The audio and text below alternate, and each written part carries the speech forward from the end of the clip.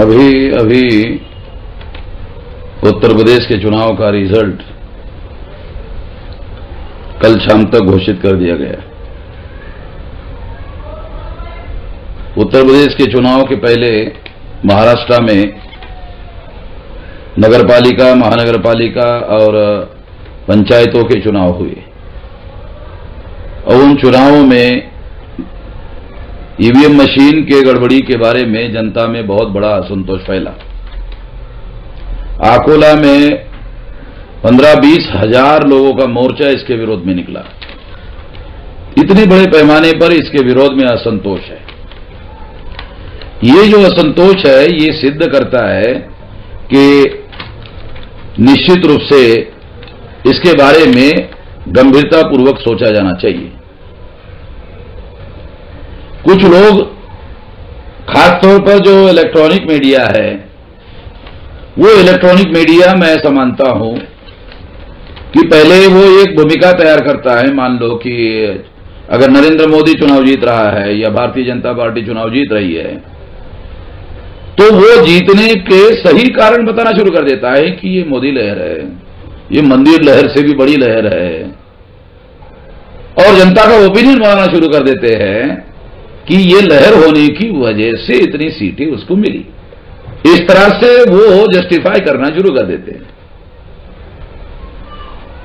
जबकि उत्तर प्रदेश के चुनावों के बारे में आजम खान के द्वारा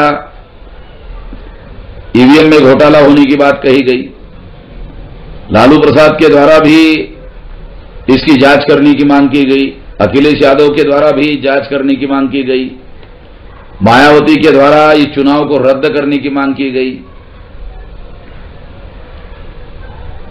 ये सारी बातें हुई है और ऐसा शायद पहली बार हुआ इतने बड़े पैमाने पर नेशनल मीडिया में।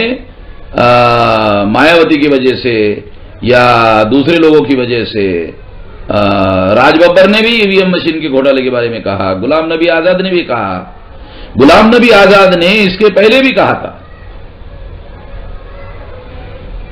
कांग्रेस के मुख्यमंत्री आसाम के, उन्होंने भी कहा था। निरुपम राउत ने भी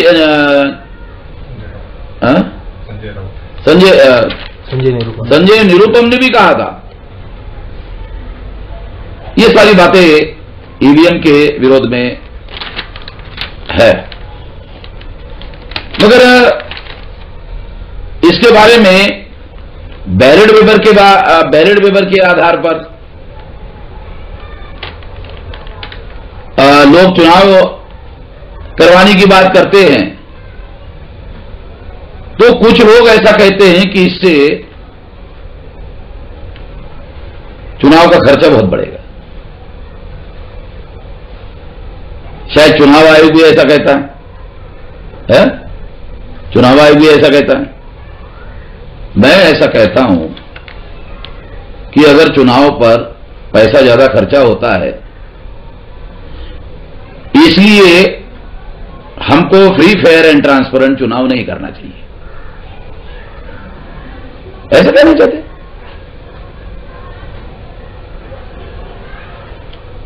ईवीएम मशीन के माध्यम से चुनाव फ्री, फेयर एंड ट्रांसपेरेंट नहीं हो सकता। सुप्रीम कोर्ट ने डिसीजन दिया, मामला खत्म हो गया। इस पर कोई बहस नहीं होनी चाहिए कि चुनाव ईवीएम मशीन से फ्री, फेयर एंड ट्रांसपेरेंट चुनाव हो सकता है, ऐसा नहीं कहा जाना चाहिए। जब सुप्रीम कोर्ट में चुनाव आयोग ने सारा आर्गुमेंट किया कि ईवीएम मशीन में कोई घोटाला नहीं हो सकता, चुनाव आयोग ने सारा आर्गुमेंट किया सुप्रीम कोर्ट के सामने, सुप्रीम कोर्ट ने चुनाव आयोग की एक भी नहीं मानी, उसका एक भी आर्गुमेंट नहीं माना और चुनाव आयोग के विरोध में 8 अक्टूबर 2013 को फ्री, फेयर एंड ट्रांसपेरेंट चुनाव नहीं हो सकता ईवीएम मशीन पर ये निर्णय दिया है। इसलिए यह मामला खत्म हो गया कि चुनाव ईवीएम मशीन के आधार पर फ्री, फेयर एंड ट्रांसपेरेंट चुनाव हो सकता है। यह मुद्दा खत्म हो गया है, यह बहस का मुद्दा नहीं है, क्योंकि सुप्रीम कोर्ट ने फाइनल डिसीजन दे दिया है, इसलिए इसके बारे में चर्चा नहीं होनी चाहिए।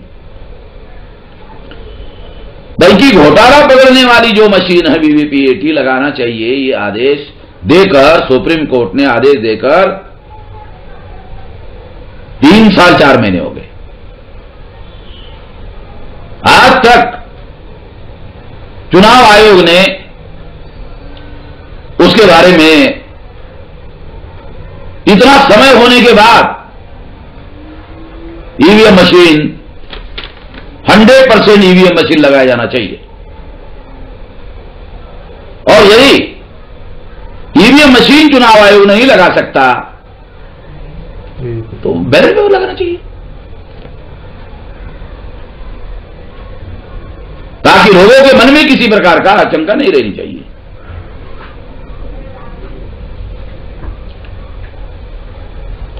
मायावती ने प्रेस कॉन्फ्रेंस लेकर जो आरोप लगाए उसको चुनाव आयोग ने बेबुनियाद कहा। हो सकता है मायावती के पास बुनियादी सबूत नहीं हो, मगर मैं वामन मिश्रा सुप्रीम कोर्ट में चुनाव आयोग के विरोध में केस दायर किया, मैंने बुनियादी सबूत पेश किए कि ईवीएम मशीन के माध्यम से फ्री फेयर एंड ट्रांसपेरेंट चुनाव नहीं हो सकता, ये जो सुप्रीम कोर्ट ने डिसीजन दिया, इसलिए वीवीपीएटी लगाया जाना चाहिए। ये आदेश 3 साल 4 महीने होने के बावजूद भी चुनाव आयोग ने नहीं लगाया, उससे संबंधित मैंने केस सुप्रीम कोर्ट में दाखिल किया है।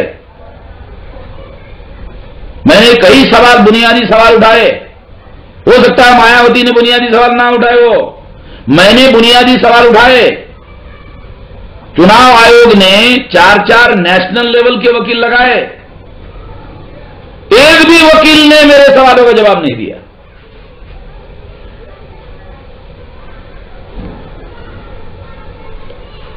मैंने लिखित मुद्दे उपस्थित किए, इसके सबूत दिए, मगर चुनाव आयोग ने मेरे किसी सवाल का जवाब नहीं दिया। और ये मेरे पास सवाल का जवाब नहीं दिया, ये जो मैं कह रहा हूं, ये इसके मेरे पास दस्तावेजी सबूत है कि मेरे सवालों के चुनाव आयोग ने जवाब नहीं दिए, इसके मेरे पास दस्तावेजी सबूत है। क्योंकि जो एफआईआर सुप्रीम कोर्ट में चुनाव आयोग ने दाखिल किया, उसमें एक भी सवाल का मेरा जवाब नहीं दिया गया, बल्कि चुनाव आयोग ने सुप्रीम कोर्ट को गुमराह करने की कोशिश की, झूठा हलफनामा दाखिल किया, क्रिमिनल ऑफेंस किया। हम लोगों ने झूठा हलफनामा दाखिल किया, उसके सारे सबूत पेश किए, सारा आर्गुमेंट पेश किया, लिखित आर्गुमेंट पेश किया। सुप्रीम कोर्ट ने चुनाव आयोग को 8 हफ्ते का समय, हमने जो सवाल उठाए हैं उसका जवाब देने के लिए या वीवीपीएटी लगाने के बारे में 8 हफ्ते का समय दिया, और 2 मार्च को वो समय समाप्त हो गया। मगर आज तक चुनाव आयोग ने इसके बारे में किसी प्रकार का कोई जवाब दाखिल नहीं किया। मेरे वकील ने, जो सुप्रीम कोर्ट के मेरे वकील है, उन्होंने मुझे बताया कि चुनाव आयोग ने 8 हफ्ते का समय सुप्रीम कोर्ट में देने के बावजूद भी जवाब दाखिल नहीं किया। हो सकता है मायावती के पास में बुनियादी सवाल ना हो, मेरे पास बुनियादी सवाल है जिसके जवाब चुनाव आयोग ने नहीं दिए, और जब जवाब नहीं दिए तो मैं ऐसा कह सकता हूं, ठीक है, मायावती के सवालों के जवाब तुमने केवल स्टेटमेंट दिया, चुनाव आयोग ने केवल स्टेटमेंट दिया, जवाब कहां दिया कि मायावती के सवाल बेबुनियाद है। ये तो स्टेटमेंट है। जो आशंकाएं पैदा की गई है वो आशंकाएं गलत है, इसे साबित करो।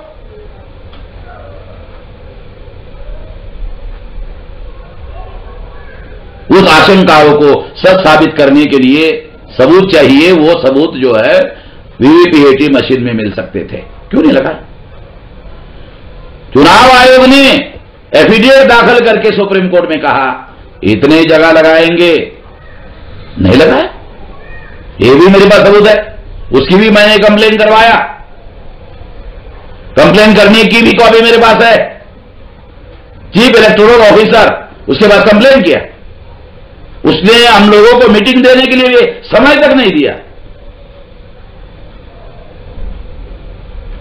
हम लोगों ने चुनाव होने के बाद जो मतगणना हुई, मतगणना के आंकड़े मांगे, बोला बूथ लेवल तक, वो भी देने से इनकार कर दिया। कहीं कहीं एक अधिकारी ने कहा वाराणसी में, पहले कहा देंगे, बाद में कहा कि मैं अगर आपको आंकड़ा देता हूं और ईवीएम मशीन के काउंटिंग के बाद अगर ज्यादा आंकड़ा निकलता है तो मेरी नौकरी चली जाएगी। नहीं, मैं नहीं देता। अरे ज्यादा आंकड़ा कैसे निकलेगा? क्योंकि उनको कल जब हम कह रहे थे कि ईवीएम मशीन में गड़बड़ी होती है तो तुम कहते थे कुछ गड़बड़ी नहीं होती है। जब तुमको आंकड़ा मांगते हैं तो हम कहते कि ज्यादा आंकड़ा निकलेगा तो फिर मेरी नौकरी का क्या होगा? अरे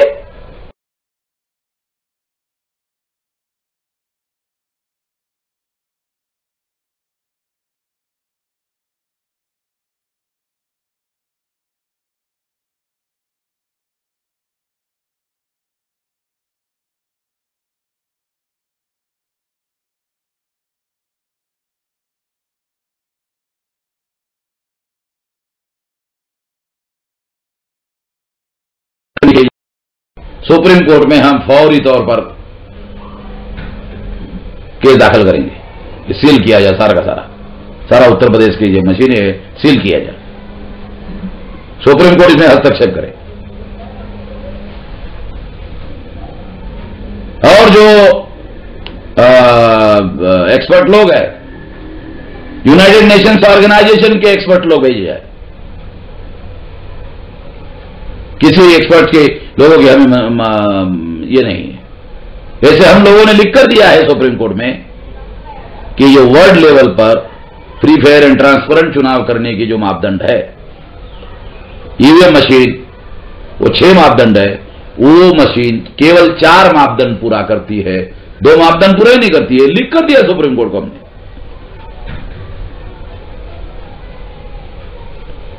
इसलिए जो लोग ऐसा कहते हैं कि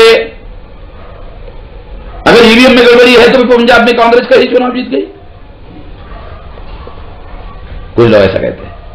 मैं कहता हूं 2004, 2009 के लोकसभा के चुनाव में ईवीएम मशीन में घोटाला कांग्रेस के लोगों ने किया, ऐसा आरोप मेरा नहीं है, डॉक्टर सुब्रमण्यम स्वामी ने आरोप किया और ये केस वो सुप्रीम कोर्ट में लेकर गया। सुप्रीम कोर्ट ने डॉक्टर सुब्रमण्यम स्वामी के केस पर फैसला दिया, हां ईवीएम मशीन में घोटाला हो सकता है और फ्री फेयर एंड ट्रांसपेरेंट चुनाव नहीं हो सकता। सुब्रमण्यम स्वामी के केस पर फैसला दिया हुआ है।